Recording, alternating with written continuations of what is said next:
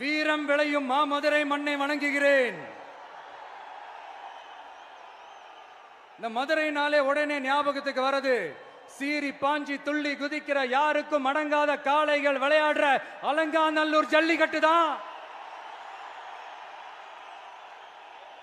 நம்ம வைகை ஆறுதான் அழகர் ஆத்துல இறங்குற வைபவம். மதுரை மீனாட்சி அம்மன் இந்த மண்ணோட உண்மையான குணம், உணர்வு பூர்வமான மண் இது. அது மட்டும் இல்ல, இந்த மண்ணில் வாழ்ற மக்களும் அப்படித்தான் உணர்வு பூர்வமான ஆளுங்க. நான் இந்த மண்ணில் கால் எடுத்து வச்ச உடனே ஒரே ஒருத்தரை பத்தி தான் மனசுக்குள்ள ஓடிக்கிட்டே இருந்தது. அவர் யாருன்னு உங்களுக்கும் தெரிஞ்சிருக்கும். சினிமானாலும் சரி, அரசியல்னாலும் சரி, நமக்கு ரொம்ப ரொம்ப பிடிச்சது புரட்சி தலைவர் எம்ஜிஆர் அவர்கள் தான். அவரோட பழகிறதுக்கு எனக்கு வாய்ப்பு கிடைக்கல.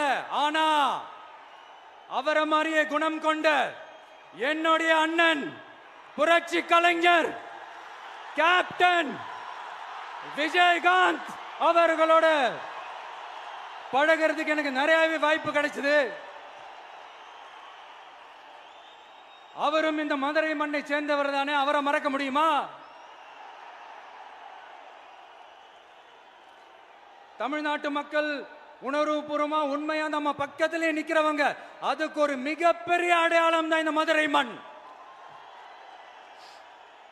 நம்ம தமிழக வெற்றி கழகம் கையில் எடுத்திருக்கிற அரசியலும் அப்படித்தான்.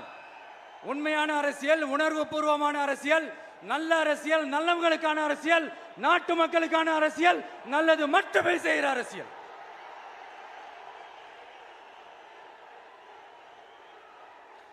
இதோ நம்மளுடைய இந்த 2வது மாநில மாநாடு வாகை சூடும் வரலாறு திரும்புகிறது.